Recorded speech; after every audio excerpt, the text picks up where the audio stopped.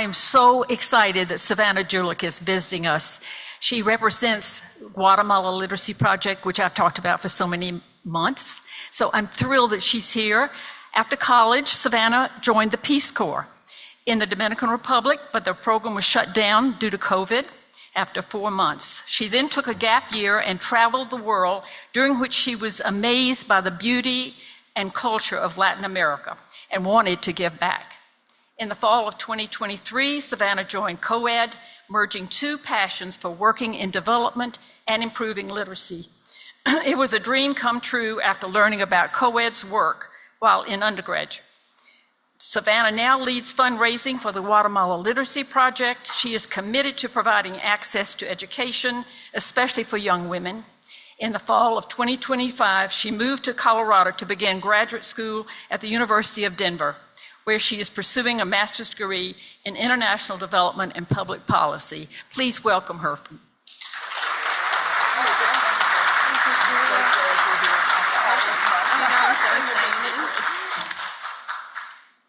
Hi, thank you so much for having me. I'm very excited to be here. So, as Marianne introduced me, my name's Savannah. I work for Cooperative for Education, which is the nonprofit partner for the Guatemala Literacy Project. So the Guatemala Literacy Project's mission is to improve education for underserved students in Guatemala with the ultimate goal of breaking the cycle of poverty for them and their families. So this is some background on Guatemala. It's a Central American country. Has anybody here been to Guatemala before? Oh, awesome, a lot of you, that's amazing. So the population is about 18 million. Its ethnic makeup is 56% Mestizo, which is mixed Amerindian Spanish. In local Spanish, that's called Ladino. And then about 41% of the population is Mayan. And then there's a few other ethnic groups mixed in there as well.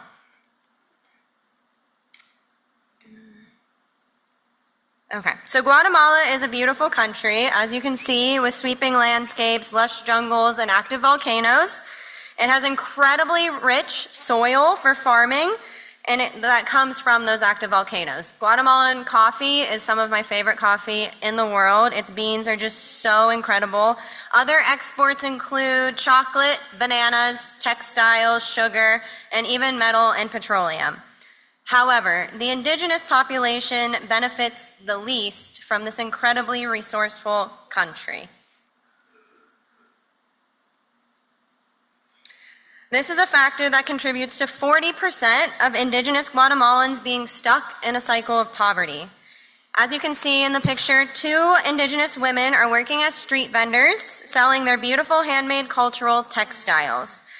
However, this doesn't bring in a lot of income. They spend hours upon hours making the cotton, the wool, the colors, hand dyeing it all, and they'll sell it for maybe $5, $10 on the streets. One of my favorite fun facts about Guatemalan textiles, though, is each pattern of the wheat peels or what the women are wearing is representative of the community that they come from. So their patterns and colors vary from where they're from. And on top of that, 80% of these indigenous people live in poverty. Many are forced to survive on only a few dollars a day, and about 1/3 of the population can't read or write. And since public education is not free after a certain point, typically the 5th grade, we see that nearly 2 out of 3 children are pulled out of school because their parents just can't afford to keep sending them. Parents often only have a 3rd or 4th grade education themselves, but they really desire more for their children. And it's just simply impossible to send all of their children to school. So when families are forced to choose, they tend to prioritize sending their sons to school, leaving the other siblings to help out at home or find work from a young age. These conditions, including uncertainty and violence from gang and drug activity, along with the ever worsening drought and natural disasters that Guatemala is seeing, fuel high rates of migration northward. Families and even unaccompanied children from Guatemala continue to flee to other countries in search of safety and better opportunities for their lives. We believe that no one should have to migrate to survive, especially not children. So COED aims to give struggling families options, or let we say pathways out of poverty.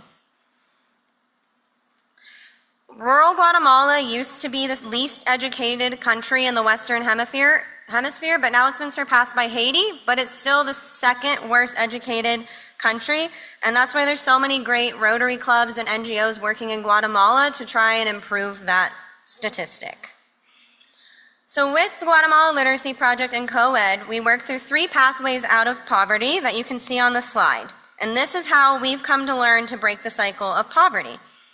Through education. So these established pathways lead our students out of that cycle and toward success. By focusing our programs on reading, technology, and graduation from high school with the addition of life skills, we help students have that ability to achieve their dreams. So now I'm going to dive into each of the programs that guide the students along this pathway. So we have a comprehensive approach to education. When a student starts in primary school, they learn to read with our Spark Reading program.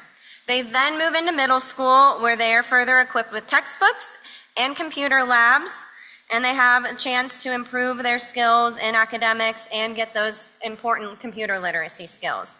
And then finally, the student can become a RISE scholar and will graduate high school with a scholarship and receive invaluable youth development training. We layer the interventions as much as possible to have the maximum impact. So this is a map showing all of our active programs in 2026.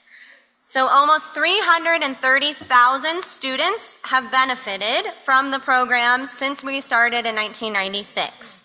That's enough to fill your average baseball stadium more than 7 times over.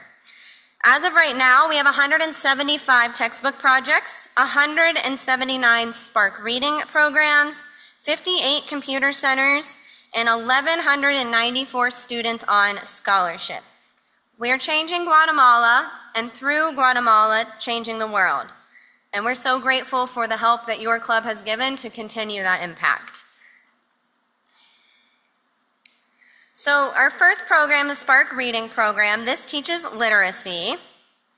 So in this program, Spark teachers receive about 42 hours of free training, 3 to 5 in-class observations from a licensed trainer, and an average of 150 books for their individual school classroom. They learn over 100 different techniques to engage their students in the reading process. And from an impact study we did in 2024, kids learn at twice the rate of a non-Spark classroom, with failure rates in Spark schools typically dropping by 30%. Spark has helped first graders score 49% better than the national average on reading comprehension. And as you can see here, this is our teacher Blanca, and she was featured on the Rotary magazine about 2 years ago. I think it was the October 2024 edition. And one of her quotes is that, in a very creative way, kids progressed at home. My students can now read and write. I am convinced that the future of this country depends on each child who puts in the effort to learn to read and write. Hope lies on them, and I'm sure there is a bright future ahead. Our next program is textbooks. Can you imagine going through school without a textbook? That's the reality of a lot of kids in rural Guatemala. If you give a teacher a textbook, you can give them up to a quarter of their class time back from not writing on the blackboards and not taking the time to jot everything down. So just with that amount of time, think about how much more kids can learn in a year. And both of our textbook and computer programs utilize what we call a revolving fund. So where the GLP makes the initial purchase of the supplies in Guatemala and funds the project to start, and then each partnering school will then collect a nominal fee from each of the students, like a rental fee. That then goes into a revolving fund that helps maintain the textbooks, and it just kind of continues to build interest. And with that fund, they're able to replace their books and equipment every 5 or so years. So then the schools are very independent once the initial funds have been given to them to start the program, which is one of my favorite features of it. This is an example of a training session with a textbook program teacher. So a lot of schools and computers are still very, very expensive to buy, but if you go to Guatemala, you see almost everyone has a cell phone. And we've made it so that all of our training platforms for our teachers are able to be accessed via a mobile phone. And so you can see a teacher here using that to learn more about curriculum, techniques, contact our trainers, improve our teaching methods. And with the teachers that go through the training, they will have forever access to the platform. So if a new curriculum model comes out or a new education standard that needs to be adjusted, they'll continue to have access to that even if they're no longer technically in the program. Technology is our other pathway out of poverty. So even though mobile phones are becoming more ubiquitous, a lot of students may have never touched a computer. How many of you needed a computer in your day-to-day jobs or day-to-day life? Almost everyone. And that's what we're seeing too in Guatemala, is that anybody that wants to move out of the kind of like handicraft sector and into a more higher up job, whether that's like a nurse, an assistant, a secretary, you need those computer skills. So we provide computers to these schools and students receive training on how to use them. So over their 3 years of middle school, they receive about 100 lessons on how to use a computer. At the end of those 3 years, 95% of students find jobs with their new skills or continue their education in high school, which is a truly astounding number. So our co-ed technology supervisors leverage their expert knowledge to set up and maintain computer labs at partnering schools. And with some of the labs, we're even able to use power from solar panels. So if there's a blackout or the grid goes out, which is pretty common in Guatemala, the computer labs are still up and running from those solar panels. And as you can see here, this is from our most recent tour in February, where Rotarians get to come and inaugurate the computer centers. Our last program is the RISE Youth Development Program. So this is where students who are about to drop out of school get a second chance and receive a scholarship to continue their high school education. And it's not just a scholarship, but it's wraparound support. So a RISE scholarship takes what Guatemala's national graduation rate is of 20% and skyrockets it to 80%. So once they achieve this huge milestone of a high school diploma, doors open that were once closed. One of the wraparound supports we offer is we saw a great need for mental health support. Some of these students in our programs are going through a lot that we can't even imagine from living here in the United States. And so our students get access to a full-time psychologist and counselor, as well as other wraparound services. So they meet with Rotarians in Guatemala who do RISE career panels where they touch on different jobs that the students might be able to have when they graduate. They learn how to interview. They learn how to write a resume. They get to go on field trips and see different opportunities for them that they might never have known about.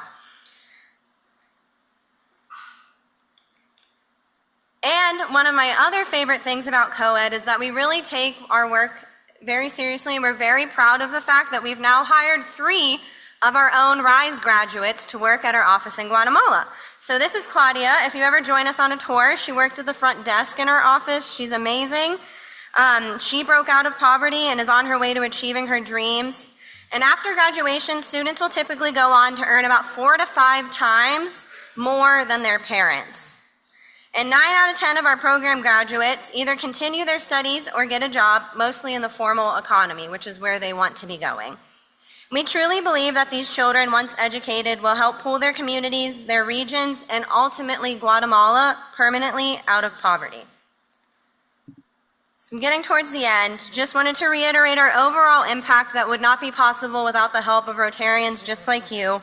So almost 330,000 students served, with almost 70,000 this year alone.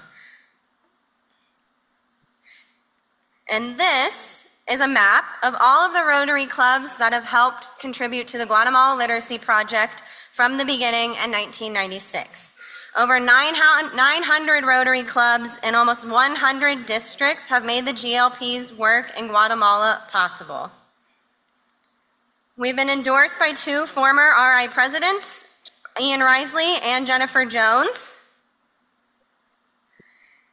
And if you were curious on how to get involved, as you know, you joined our Rotary grant last year, which we're really, really grateful for. With that, we are able to expand into new communities.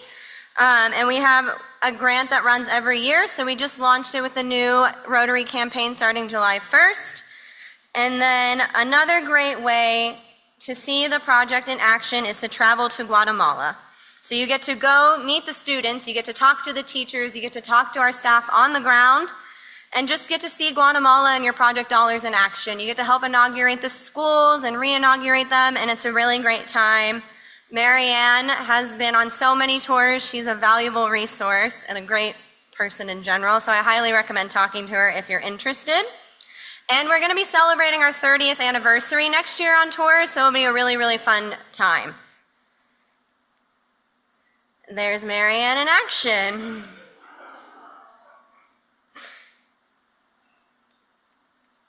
So I just want to say thank you so much for the opportunity to share the work that we do at the Guatemala Literacy Project. With support from Rotarians like you, we know that the GLP will continue to help Guatemalan students gain important educational and life skills to help them break out the cycle of poverty for their families, hopefully forever. Thank you.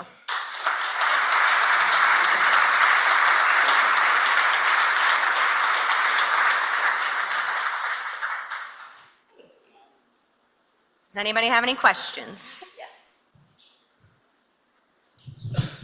Hi there, thank you for your presentation. That was awesome. So I'm always wondering what the role of the government of Guatemala is in partnership or not with you. Yeah, great question. So we work really, really closely with MINEDUC, which is the Ministry of Education in Guatemala. We think it's really important and valuable to have really good relationships with them, and we know if they had the capacity and funding to fund the schools, they would, but unfortunately, just with how the economy is in Guatemala, they can't. So we see our work tied very closely with them. We make sure we work to align the curriculum to their national standards. We have their officials come out and visit our schools, and we just kind of help make sure that the communities that they can't reach get the access and resources that the communities that they can reach have, just to kind of make it more equitable throughout the country.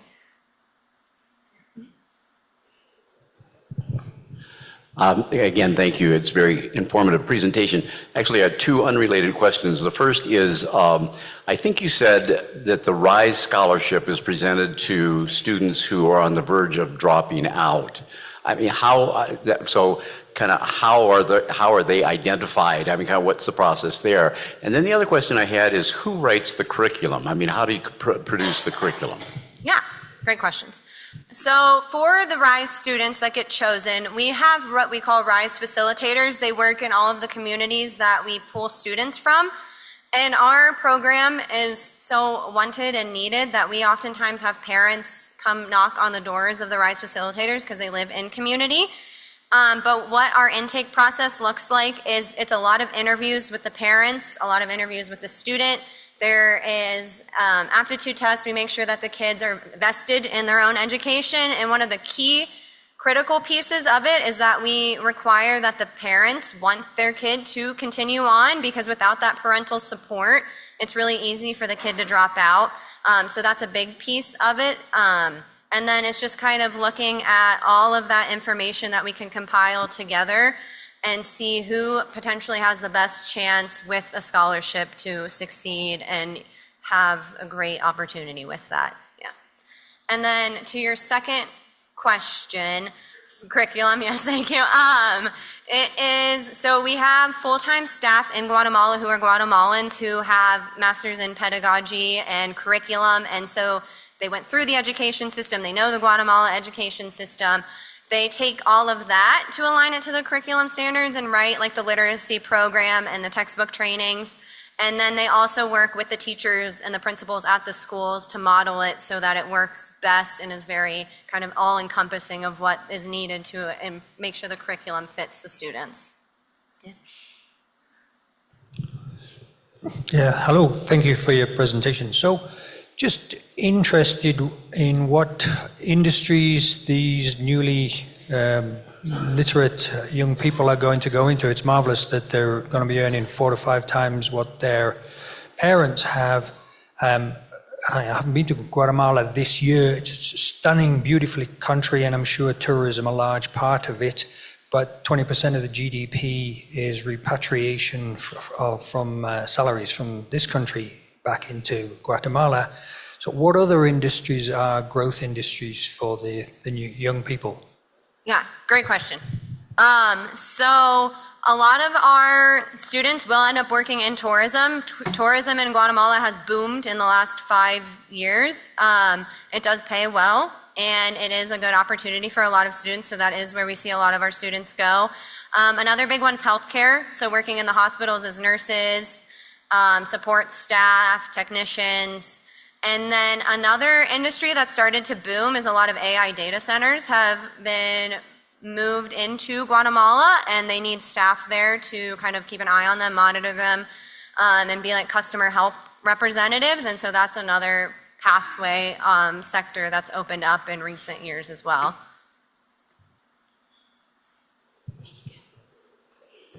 Hi there. Thanks so much for sharing the information with us. 2 questions. One is, it looks like kids are selected kind of individually for your program. I'm not sure. I'm wondering how you then impact with the classrooms in the schools. Is it just a couple of kids in a classroom, or is it an entire classroom? So that's one question. 2, wondering what the impact is on girls staying in school. Great questions. So our Spark textbook and computer centers target entire classrooms or entire schools. So that encompasses all of them. Our RISE students tend to come from, I think it's up to 13 communities now. And what's interesting with Guatemala's high school situation, and that kind of helps understand how that plays a role in RISE students, is that all of their high schools are vocational schools. So not every community is going to have a traditional high school. So if you live in Patsoon, but you want to go work as a nurse, you might have to like go 2 hours or an hour and a half to a different community that has that vocational high school. So we focus our scholarships on students based on community, and the ones that are harder hit and have less access to resources. And then there are some, like what we call a Padrino level from our co-ed side of things, where they support the kind of background expenses for other kids in the classroom that aren't necessarily getting a full scholarship, but just kind of help boost keeping them in school as much as we can. For girls, it is about 75% of our scholarships are girls. We think it's a huge part of our mission to prioritize young girls, because they are often left behind in Guatemala just because of cultural and societal norms. And if a family is going to prioritize sending a student, it's going to be their male student, as their earning potential is higher. But what's really cool is we did an impact study in 2024 that looked at the ROI, which is, an important thing when you're talking to people about money. And when girls get educated, their ROI is way, way higher, because they take their money and invest it back into their families. They're the ones that prioritize sending their kids to school, even working to make sure that they get a higher education than they themselves receive. And we don't typically see that with heads of household that are male. Thank you for your presentation. So, wondering about whether this program, or how this program coordinates, or if it does with other things like the bridge program and Multicolores, which is, the rug making entity that has been in existence for a very long time. I just wondered if there was that kind of collaboration with the women and the small business development and, a lot of that seed funding that comes from the U.S. to Guatemala. And then the second part of my question just has to do with men and their support of their family units, and just speak about that for a minute if you can. Thanks. Yeah. So we work closely with a lot of different NGOs in Guatemala, but we know what we do well and want to focus on that, so we pretty much stick to the education, but we partner with a lot of them. One of the newer things we did is partner with a organization in Antigua called the Impact Hub. So what they do is work on getting students co-ops or internships. So we're working with that organization to send our RISE high school students to get internships and co-ops in their summer to get that tangible work experience, which is becoming more and more important globally. But we don't necessarily want to move into the university side of things or beyond our scope of youth in Guatemala. But we did acquire a boarding school, a boarding house for girls to go stay at when they want to pursue an education in Guatemala City. It was gifted to us from nuns, a convent that has supported the Guatemala Literacy Project for many, many years. So that's our first step at looking at how we can support students wanting to pursue a college, and specifically girls only. But as that's so new, we don't have any evidence or data to back up what that is going to look like just yet. To your other point about men and male households, we've seen a lot of improvements with dads being really, really supportive. Like when I go to Guatemala and talk to families of students, like they realize how important an education is, and they often really want to be able to send all of their kids, including their daughters, to school. It's just not financially feasible.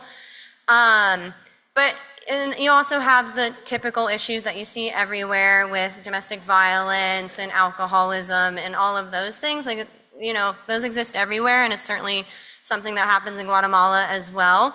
But it is one of the things that we look at when talking to students and their families, is that it's really crucial to have the head of the household, which is typically the dad, be supportive of sending the student, because if he says no, there's zero chance that anything the facilitator is going to do is going to be able to get that girl to go to school. Yeah. Well, I think we're at the end of our time, and I wanted to thank you for giving such a great talk about Guatemala and your wonderful NGO. And it just let folks know words don't express how beautiful the country is and what its potential is, and that your organizations like yours are helping to bring it out. And I don't know if folks know, but there are over 20 Mayan languages spoken in Guatemala. And we had a tour guide take us up one of the volcanoes. He knew 4 Mayan languages. He was Mayan.